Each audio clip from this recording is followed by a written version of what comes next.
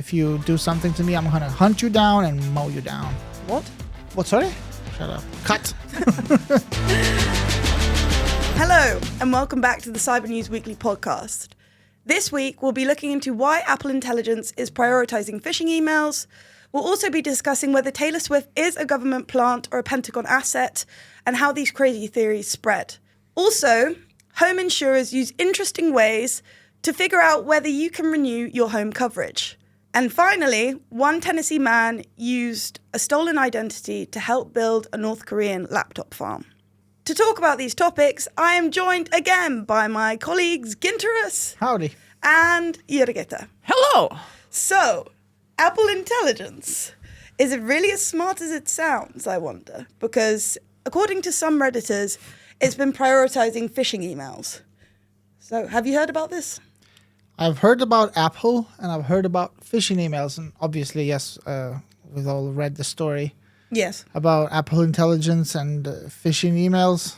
Somehow it doesn't surprise me because AI is not actually very smart so far. Well, that's your opinion, but... Well, not only my opinion. I mean, my opinion, because when you look at it, it's just a math machine, basically. It cannot be considered smart as in humans. Not yet. Yeah. It's not really important. I mean, yeah, maybe it is prioritizing phishing emails, but my hands have been so far away from Apple Intelligence whatsoever.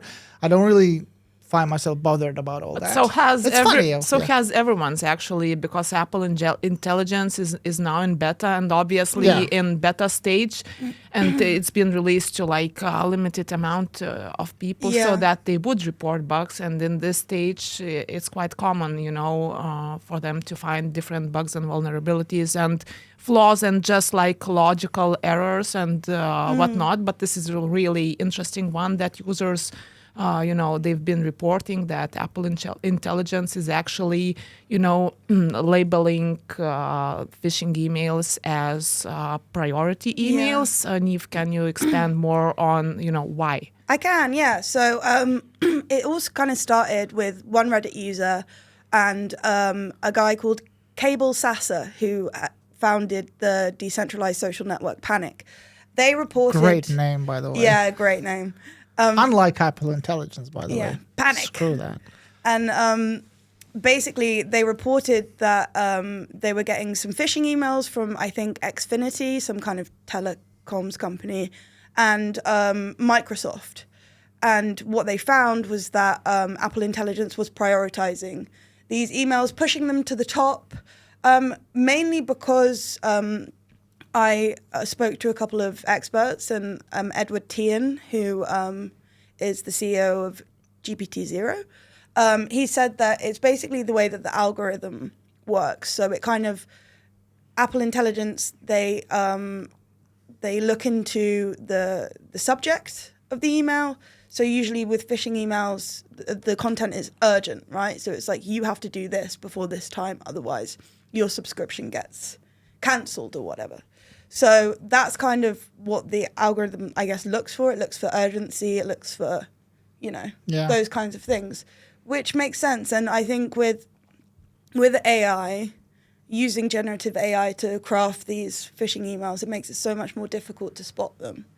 And Apple Intelligence, it's not being trained on phishing emails, it seems. Because if it was being trained, I'm sure it would be able to mark them and kind of resolve the issue. But also not every phishing email goes to spam, right? So you don't even need artificial intelligence to recognize that this is a phishing email, right? Yeah. There are some markers that can be put into the code, and email companies like Google, let's say, they are quite good at, recognizing this as a phishing email and then sending it to the spam. So it's not even that, the system doesn't have to be that intelligent. And we know for sure that scammers are also getting, smarter about that. And some of the phishing emails, they look like really legitimate emails. You wouldn't even understand yourself when you are actually analyzing that, and so what can we want from the system if we don't really know about those emails, right? Because we didn't put our hands on them, so Yeah, we exactly. didn't analyze them. That's what users been reporting, that these are phishing emails, but I know for sure that scammers are getting way smarter, and sometimes it's not easy even for an expert to say, just by throwing one look that okay, this is a phishing email. Sometimes you need to dig deeper. They seem to come from legitimate domains. They usually don't even contain a phishing link inside the email, because that's one telltale sign, and it's easy for experts to say that this is a phishing email. So they construct their complicated schemes so that that email would lead you to a certain phishing link only on the fifth step of the whole process. So yeah. My hope is that even if we don't come back to the age when scam emails were very visible in our inboxes, like I think it was early 2000s and maybe late 90s, when the internet was still young and scammers and crooks of all kind, they were still as smart, let's say, as these companies that were not still too large and rich. Now I think that, for instance, on my Gmail, I mean, I probably don't even remember when I last saw a spam post or a Neither, post. actually. Because they are very good at labeling it before it reaching your eyes, really. And I think even on my spam folder, that's just like advertisements, but not spam. Well, it depends who your email provider or Yeah, whatever probably. is, because for example, I have a Yahoo account from forever ago. Oh, yeah. I mean, who that's uses tens Yahoo? of thousands of. But it's filled to the brim with phishing emails. Yeah, but Gmail, no. No, they're So pretty good. that's also like a clear sign who's doing what and how good are they at distinguishing stuff. But yeah, like Jurgita said, I mean, scammers with the help of AI tools and all that, they can make the emails look very similar to human-generated ones, and they can seem as urgent or time-sensitive or not. So maybe phone calls are going to make a comeback. I'm not sure, but yeah, at the end of the day, I think Google or other corporations like Apple, they're so rich and they're so large, they can definitely devote a lot of time and resources to finding a way around a problem and fixing it for millions and millions of their customers. And I'm pretty sure that's what's going to happen. It's just that we're in this period in between, because AI is growing and it's being used in various ways, good and bad. But the good, because they're rich, well, if they're good, that's an open question. But still, then they're serving the customers, not the crooks, right? So the technological solution is there. I mean, they just need to fix it, at this point, and I don't think that's gonna be a problem. You don't need to invent a bicycle here. Yeah. It was just funny, seeing that. Email, we used to it like being smart already, and suddenly intelligence feature saying that you have to reply and to take urgent action because it says so in the subject. But I usually don't even reply to emails that come from like legitimate sender if that would say urgent. No, I decide that's why email is there for. Like if it's really urgent and something happened, you just call me, right? Like email is email. I take my time to read through it anyways. So, but Redditor's been calling Apple Intelligence boomer dad, right? Who probably not familiar with the, email concept. Not many people are these days, right? They know pretty much, what's happening there. But been comparing Apple Intelligence to boomer dad, who just prioritizes Nigerian prince, calls for help. I just found that it was funny that it's called Apple Intelligence and it's doing something that's a little bit silly, but as you said, it's in beta. Exactly, as you said, and one Redditor said also, it's in beta, so it kind of needs to make mistakes so that people can report bugs and they can train it and kind of do all that stuff. Well, Google AI overviews, I'm pretty sure they were beta as well, but still, when they were opened up to the public, these mistakes were visible to all, and everyone made fun of it, and it was just canceled. Maybe Apple doesn't want to make the same mistake. Yeah. Not sure, but make fun of boomers all you like, but I mean, sometimes they're pretty smart. Okay, boomer. Apple has been slow on AI scene, right? But I'm pretty sure if they finally fully enter it, it's gonna be great. Better than elsewhere, I presume, because it's just, well, that's the image they want to project, of course. But still, most of the stuff they make is pretty cool. So I'm pretty sure they want to test it and then release it.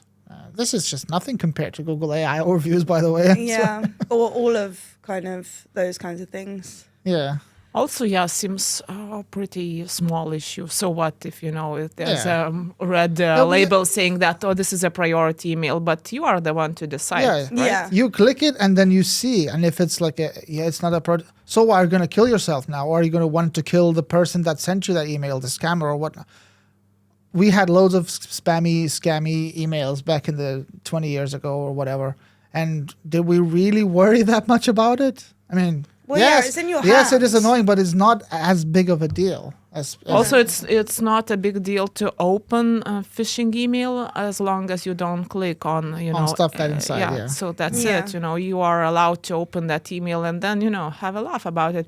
It's just Yeah. gonna be one of Apple intelligence features that either you find useful and maybe some people will, and some people won't use it, the same as, any other features on your device, like Yeah. you use weather app, Yeah. use something else that you find, helpful, like Siri.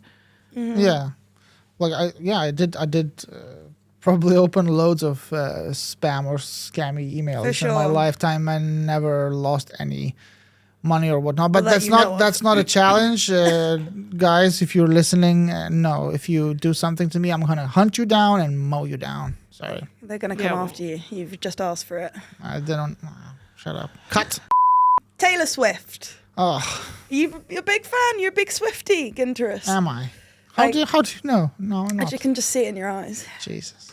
Um, Okay. So some people, or maybe not people, but more like Fox News, have kind of proposed that Taylor Swift might be a government drone or some kind of asset to the Pentagon.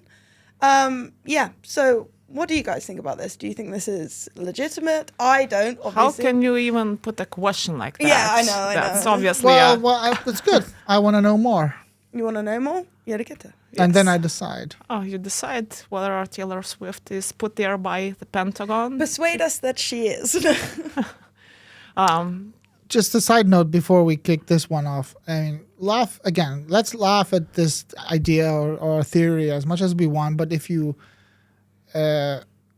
dug deeper and read stuff about what the CIA was doing in the 1940s and 50s in the U.S., they had hired so many pop stars to be Yeah, on their we've- payroll. Found out. They had hired so many top daily newspapers editors and everyone basically in the US of note was somehow related to the government. So I mean it is probably, this case is ridiculous, but again, I want to hear this out. Yeah, but again, we are not here to kind of figure out whether, she had actually had a call with the White House and whatnot. And that's why one of the reasons why conspiracy theories spread like wildfire, it's because there's some basis, as you mentioned, right? There's some basis to it, some true, some background, and that makes it more believable. And essentially what Taylor Swift did, she posted a message on social media urging, people to vote. That's it, pretty much. But since she's so big, right? Yeah. She has so much influence, right? Immediately it got to speculations, oh, what if she's a Pentagon asset, right? And Why Pentagon? Why not the Federal Electoral Commission or whatnot?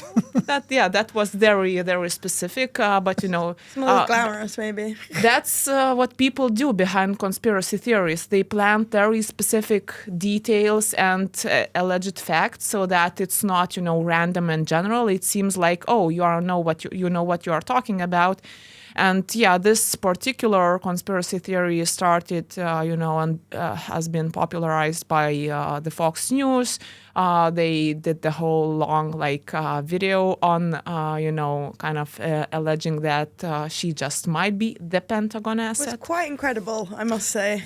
Yeah, but also, they said that so was Elvis Presley, Nina Simone. Nina Simone, Louis Armstrong. Michael Jackson, Yeah. and who could deny? Oh, we can't. Well, yeah. Many of those Confirmed people or are denied? dead. Yeah. This case is probably simpler, though. I mean, I'm not sure if you want to talk about this as well, but it's just vote suppression and all those similar things are quite big in the U.S. for ages now. I mean, since the end of slavery, basically, black people, African Americans, they officially have the right to do whatever they want, but then they're being suppressed. Let's say they are de facto segregated and moved out to the African American districts or neighborhoods around cities. That's why we have urban density in the States, and basically no white people are living there because in the 1950s and 40s, FDR and others, they have de facto ruled with their policies that black people should live there and white people should live there, and they should not integrate and merge. Anyways, vote suppression and the votes of African Americans and Hispanics now, they're not comfortable to the right, to the Republicans, and that's why whenever they hear someone calling out anyone to go and vote, they automatically think that this is a Democratic initiative or whatnot. And because the Democrats are now in power, the Pentagon is also Democratic, and now we have this thing. And conspiracy theories right now, before the election in America, this is not surprising at all. It's not even the wildest one, I think. No, it's not wild, but the reason why we looked at it is that now it's possible, to map how these narratives and these conspiracy theories spread online.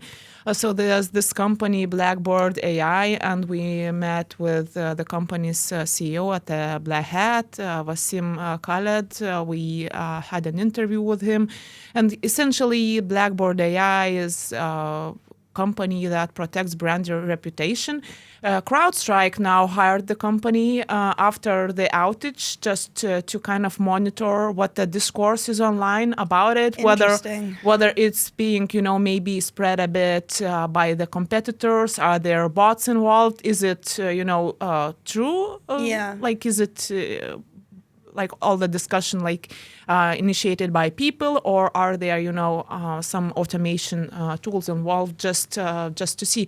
And that's what they do. And the guy explained a bit more about how these theories spread, right?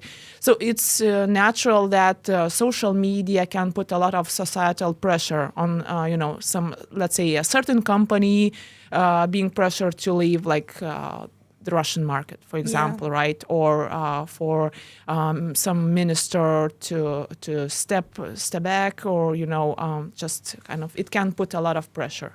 And there's always some group or people who would benefit from a certain decision, right? For example, young people not going to vote in the election, right? There are so many people who are interested in not, letting those people vote. But before that, 5 years ago, a bit more maybe, you need to put a lot of effort to spread something, some wild conspiracy theory, right? These days, it's very simple, relatively simple. You need to just start by spreading a rumor somewhere, but you need for it to get viral so that people would actually start talking about it, right? And for that, the people behind those so-called narrative attacks, they employ bots and automation and AI so that it could spread faster, right?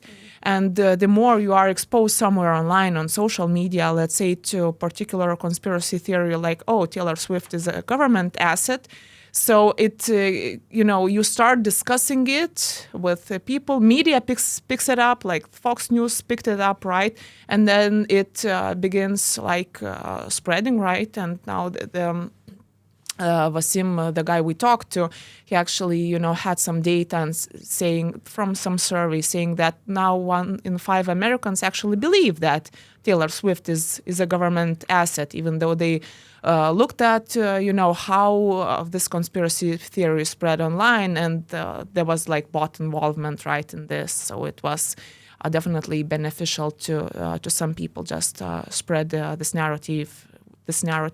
And actually it happens every day, those narrative attacks.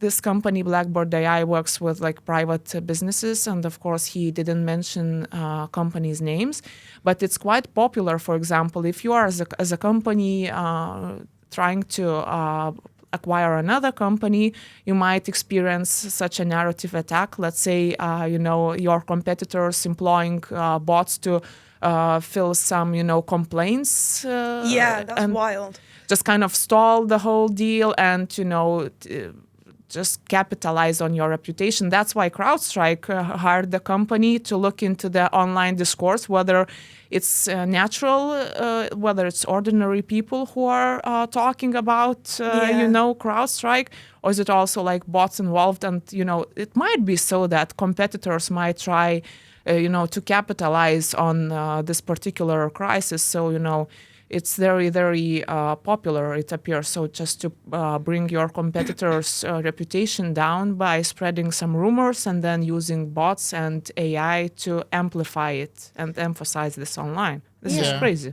Yeah, it is crazy. And I think it's crazy because this wouldn't be probably used as a tactic if companies were not so dependent on the volatility of the markets. But that's a wider discussion, of course. Oh, yeah. And I was wondering, because to me, it's like these narrative attacks, they seem kind of like theoretical. I don't know. It seems kind of like they're just words, So I guess Good to know. That's what it seems like to me. When it's just words, it just kind of seems like just words. Yeah. So is it harmful only to big companies and their reputation, or is it like? But reputation is money, and words. Yeah. They are power. It's as simple as that. You can bring the whole company down, and maybe it's because quite a novel concept, and they coined the term ThoughtNet and how it's being built, how it's being spread, how these narratives grow. But essentially, he also Vasim, the CEO of the company that we talked to, the Blackboard AI. He also gave an example of a company that experienced the pressure to leave the Russian market at the beginning of the Russian and Ukrainian war. And, they found out that much of this pressure was actually amplified by bots. And, when they learned that this was actually artificial attention and artificial pressure online, they decided not to leave the market, which kind of saved the company, billions of dollars. So they say, So that the effect was the opposite one then? They were pressured to leave. But they didn't. The pressure worked in an opposite way then? No. They were pressured to leave by, attention on media, on social media, and they kind of figured out that, okay, this pressure might be maybe artificial and it might be amplified by competitors, bots, whatnot. And they went to this company and asked, okay, can you look and monitor this? Is this real? Are people really, really upset? Or is it something else? Are some maybe competitors behind it? And they found out that, the majority of this attention and pressure to leave the Russian market was actually, made and amplified by bots. So then they decided, okay, we're not going to leave because it's fake. It will cost us, Yeah. We can discuss now to death whether it was ethical and moral and whatnot, but, there's money on the line here. It's not just words. We are talking, jobs, revenues, reputation that does translate into, losses. Yeah, that's true. I also thought that it works in politics as well. These narrative attacks are widely used this year, for example. I think that because, look, let's see, the Democrats in the U.S., they have been calling the Republicans and, J.D. Vance and Donald Trump weird, over the past few weeks. And I was wondering if it's really an overall kind of feeling among the left-leaning progressive voters in the U.S., or is it more maybe not an engineered narrative attack, but it must be amplified somehow because how politicians say, like, let's create some noise around this because this is a valid point to maybe push or push against or whatnot. Same with Donald Trump now trying to say that Kamala Harris doesn't attract really crowds to see her, which obviously she does because there's like video and audio and whatever proof. So these are probably not conspiracy theories, narrative attacks. I mean, this one is just. Well, that's what I was thinking. Are narrative attacks just conspiracy theories? Because it sound like it. It depends on what narrative do you try to amplify. Because if you try to talk about how Republicans or like the Republican leaders currently are weird, maybe there's a grain of truth in that. And for at least some of the people you are targeting, they do really seem weird. Well, so that's quite a subjective thing, isn't it? True, just calling someone weird. Yeah. Also, that's an easy way to, I guess, easy thing to target because some of the people will still think that this or that person is weird. Weird how? Whereas weird, it's just weird. They like telling women they cannot, blah blah blah, and all those things, Okay. So, and it works like that. So narrative attack is something got a more general concept. Conspiracy theory is part of it, and it has this snowball effect, right? Yeah. So there's this conspiracy theory. It might not be getting traction, right? Then someone decides that, okay, we might benefit from this. We need to emphasize this. We need to, make it bigger, make it viral. And then there's that bot stage, AI, right, automation involved and whatnot. And that's how, by making some idea popular or viral, that's how you put that idea into people's heads. That's how they learn about that conspiracy theory. And you just like sow a seed, right? And then, they start believing something or start questioning something. So the idea here is just to put the idea in people's heads. But does it have to be a conspiracy theory, that first seed? Because it can be a lie, even a truth. It can be, but because you can amplify or you can coordinate messaging from with whatever idea or fact or an event or whatnot. I mean, yes. This is just the Taylor theory is a conspiracy theory, but then if someone like Hillary Clinton, for instance, says that the Republican voters are a basket of deplorables, and this is the idea that the other side, of course, decides to amplify and to show to the wider audience online, so that it would go viral and spread online or whatnot. It can, I think that these narrative attacks don't necessarily revolve around conspiracy theories. But you need a narrative which is a bit like conspiracy theory. You can't just amplify in that way an obvious lie, because someone will get to the bottom of it. And that's why these narrative attacks are quite easy, to go through when it's something some conspiracy involved, because there might be some grain of truth. It's also conspiracy theories are there for a reason, because you can neither deny it nor prove it. And that's why they spread, right? So therefore you need such a very maybe obscure, statement there that you can't prove, you can't deny. As simple as that. There's life on Mars. You can't prove it, you can't deny it. Not yet. Not yet, yes. Not yet, but Elon hasn't proved that there's no life. No. I don't. You just read a book, I forgot. No.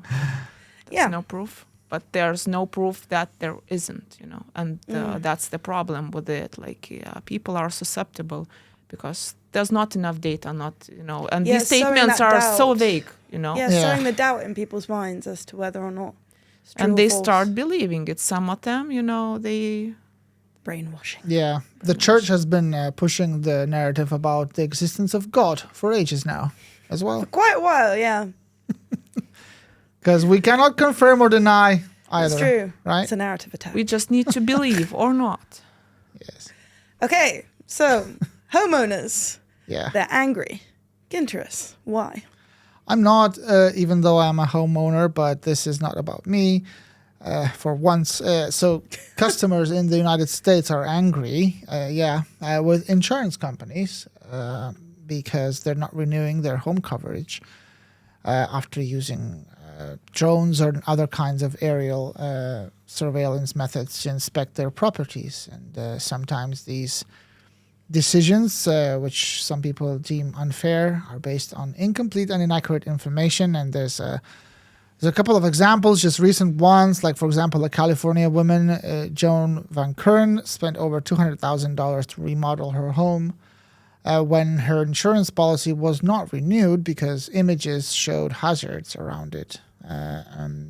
She was a customer at the insurance company CSAA for nearly 40 years and paid in total about $80,000. Cindy Pikus, who lives in Northern California, was dropped as well by the insurer after aerial photos revealed her roof was in a poor condition, and the insurer even refused to let her see the pictures. So first of all, I think it's pretty weird that they're saying that they're not using drones, because I think it's totally economic to use the drones and not planes or whatever, because why use the term proprietary aerial imagery and not just say, maybe it's like an industry term or whatever, but just say drones, because they're way cheaper to observe and inspect or whatnot, because they do have to inspect. Insurance is a business. But officially it's called an airplane imagery program called the Geospatial Insurance Consortium, which claims to cover 90% of the U.S. population. It uses drones, manned airplanes, and high-altitude balloons to photograph properties. What do you guys think? Is this a problem or not at all? I find this a big problem, and I just think that it's what claims to cover 99% of the U.S. population. Why is it a problem, though? Because it just seems invasive.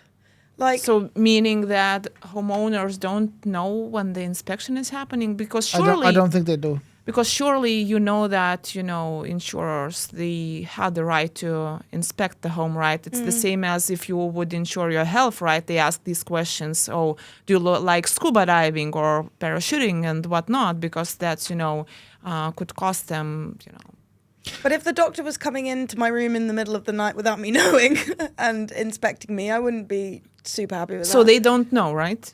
But when it's happening. They don't know. I presume, because they wouldn't be complaining about it. I guess they could maybe cover the problems that exist in the property, so that And I guess that's the point of these aerial drones or whatever, is that you go when people aren't suspecting that you're there. Yeah. So is that invasive, though? I mean, yes. If it's somewhere up there in the sky, you don't see, you don't hear it, and it just takes pictures of your property because they have to. They're business. They're in there for a profit. Precisely. They could just check like Google Maps for some objects, right? Yeah. And you would see the roof, or there's some fire hazard, meaning that your insurance, would go up, or you can't be insured because, I don't know, there's a bunch of coal next to your house, and... It just feels like an excuse to surveil people to me. Why would they need to surveil people? Yeah, it's business. They're a business, and the fancier way of saying is that one, like me, has to say that insurers manage their risk by inspecting the assets covered, and if they find the condition not as reported or outside risk thresholds, they void the policy. They don't want to insure you. Welcome to insurance, in other words. I mean, it's not a rainy day fund. I mean, they don't do it for free. Yeah, I get it's that. a numbers game, and they're in it for the profit, And probably when you sign up a contract, you should there read the you details. should read the There's contract. a clause, surely. But there might be a line saying that, okay, we have the right to inspect your home, Yeah, and it should be. I mean, obviously, they should have all information online for the consumer, for a client to see before the inspection, after the inspection, and to see what was found and the details and all that. If that's not the case, then it's a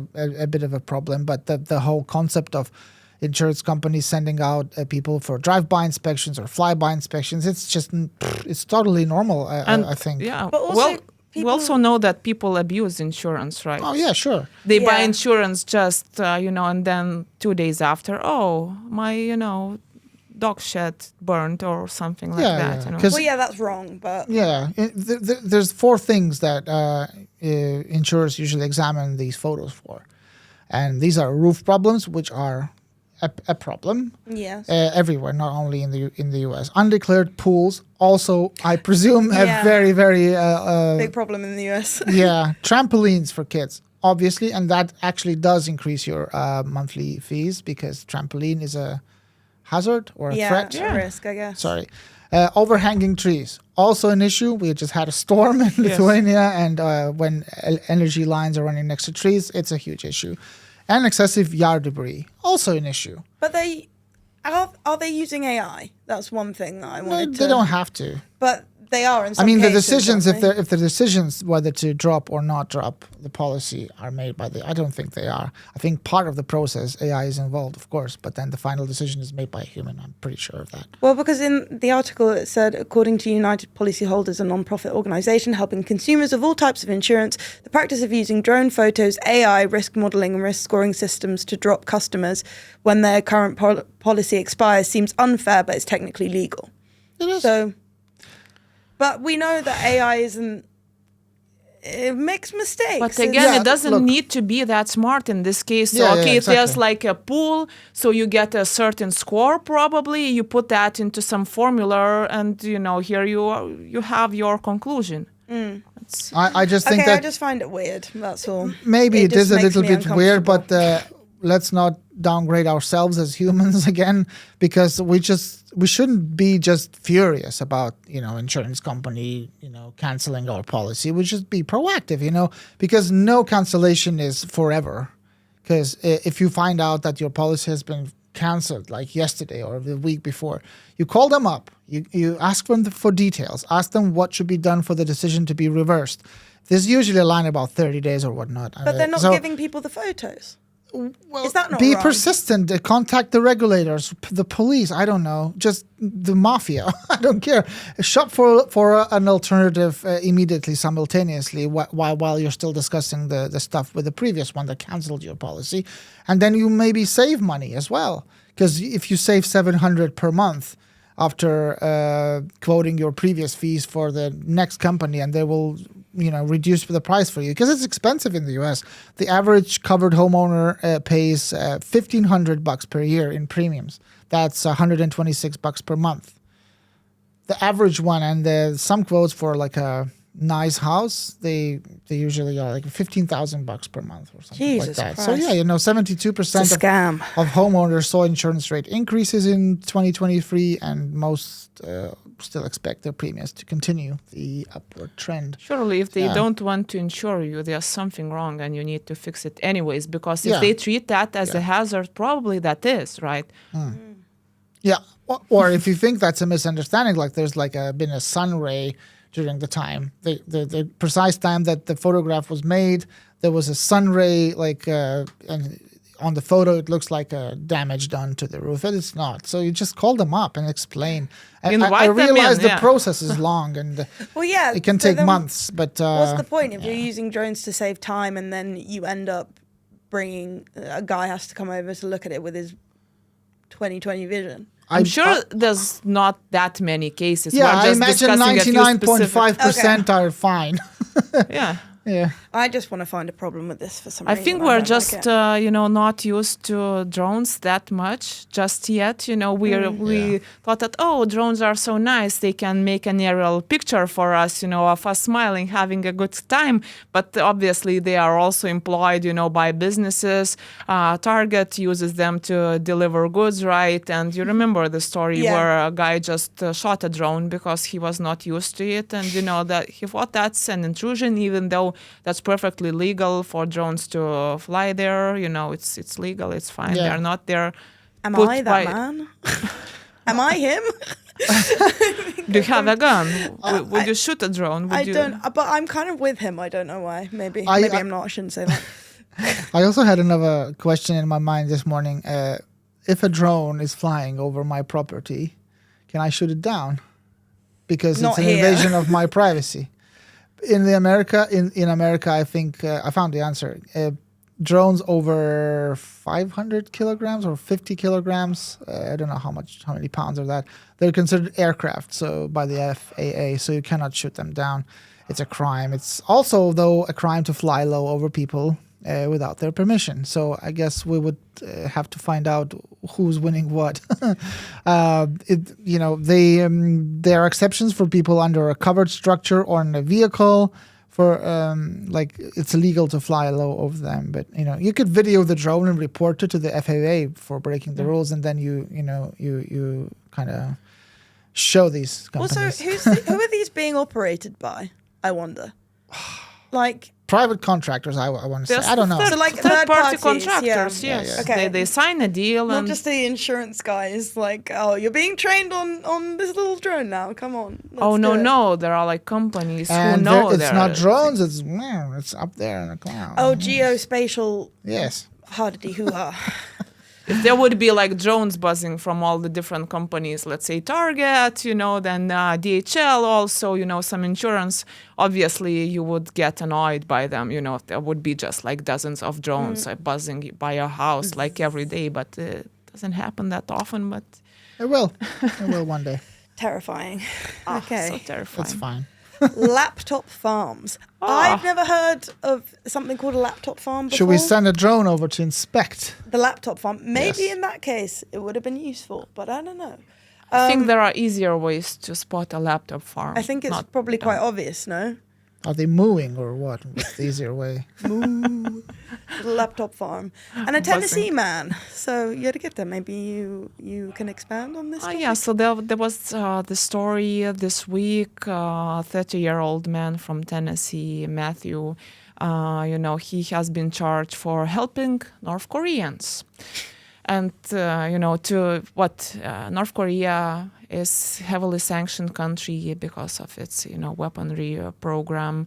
And it can't get any foreign money. That's why, it goes to lengths when it comes to hacking, Bitcoin mining, and also employing and dispatching its IT workers overseas. This guy, a guy from Tennessee, he, saw an opportunity to monetize on that as a demand, and so he stole an identity of, allegedly stole, he's just been charged, right? So not convicted just yet. He stole an identity of another American, some Andrew. And, applied using that identity, applied to a bunch of remote jobs pretending to be Andrew, right? And he was employed, I don't know by how many companies, but quite a lot because he built a laptop farm, right? So he was hired as a remote employee by many companies. And, when you are hired, you get a laptop from your employer, quite obvious, right? And so he received a bunch of them, like a lot, dozens, and whatnot. And, he placed all these laptops in his home in Nashville. And, they were actually used by North Koreans, mostly residing in China, right? And they, that's how they would earn money for their regime. Just they would still do the work, right? Yeah. So you hire those people, they do the work. Sometimes they might infect a company's computer and whatnot. But, as a company, you're not allowed to hire anyone from North Korea. That's why they need to steal identities and, find their way into some companies. But there are so many of these workers dispatched overseas every year, and they try to deep fake their identities, their faces, so that they would be hired by, American, UK, other countries, companies, and they would earn money that they could send back home to the regime so they could, fund their nuclear regime, essentially, and the weaponry program. But Insane. Can I just add that these companies that hire these North Koreans they clearly have a problem with their HR departments as well, because they are actually becoming a common entry into an organization for scammers, North Koreans or whoever, because nowadays especially HR interacts with outside individuals via video usually, right? And then receives these downloadable documents as well, such as resumes. And it's pretty easy with the help of deepfakes to make yourself sound and look like a normal or real person, or even a real American, beforehand stealing the identity or a picture somewhere online, video conference and calls and jobs and emails and all that. I mean, I've had a little a conversation with a guy out there in the U.S. who is working for a company. He's heading a company that is working against identity fraud. ID documents can be also faked and then even sent as a screenshot, and it's pretty easy. And he told me a story about his colleague in the Philippines. It's an international company working all around the world, but they're also based in the Philippines. And he and his company was assisting that woman in her company or her department, and after the consultation and probably the contract was fulfilled, she called the guy back and she said, you know what, out of the 24 resumes I got, 23 were from the same candidate.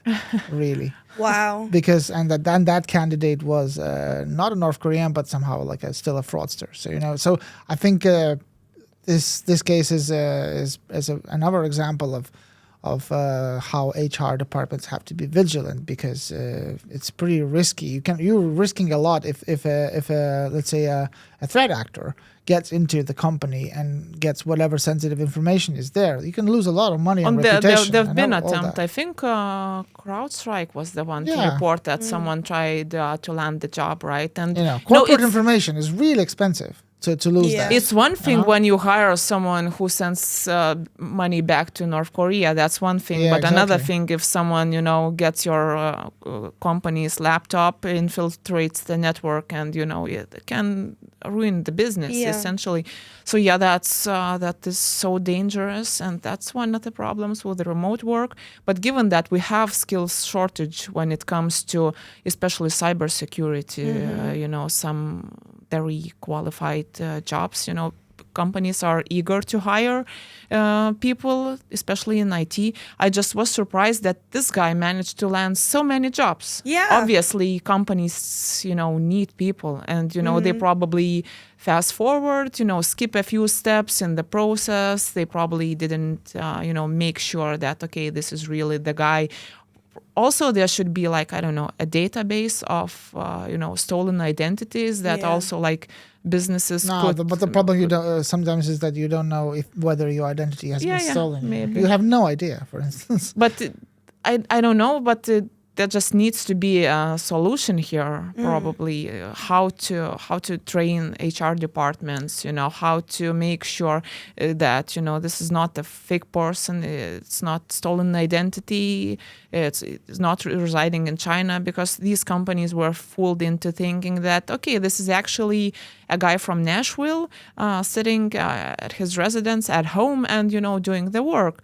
But they just configured the settings, and worked actually from China. Yeah, I remember. Yeah. I was wondering, would this be solved with AI HR? Because I don't know. I'm intrigued because you were saying about HR, and I understand that certain companies and whatever, they might be making the shift to artificial HR reps or whatever. I wouldn't call it AI HR. I would call it a deep fake detector inside the HR department, I guess. Because would be better? What, sorry? What would be better? I'm asking whether AI HR would be best. AI HR? Yes. Sorry, mouthful. No worries. I do agree that AI would have to be part of the defensive measures inside a company or even inside an HR department that would be responsible for hiring or firing people. Yes. But it should be part of the problem, but part of the chain of decisions, but not like the main. The independent. It could surely do the background check for you, so that scan and all that. Identity fraud prevention surely should be could be automated for sure. But then again, this is a crisis management plan. It should be wider, especially in huge corporations. And yes, AI will always now be part of the solution, but still, it's always going to be a battle between a deepfake creator and a deepfake detector. And so far, the bad guys are always one step ahead. And it depends on the companies and their attention to cybersecurity or cyber defensive measures, which is not sufficient enough yet, whether the problem will be solved and enough resources will be dedicated to that problem. But the problem is so big because it wasn't just one company, right? There were a bunch of them. So obviously yeah, it's probably the whole scheme was quite sophisticated, but how come so many of those companies, didn't have a clue that, okay, there are That's some exactly red flags. what we're talking about. There's not enough attention. There's not enough talk or buzz around what the scammers and the threat actors or whatnot. Oh, we they can need to do spread the online. narrative. Oh no. Go like and subscribe. Okay. Well, thank you everyone for listening in. And make sure to like and subscribe if you enjoyed our content. Leave a comment and we'll be with you next week. Thank you. Bye. Bye-bye. Bye.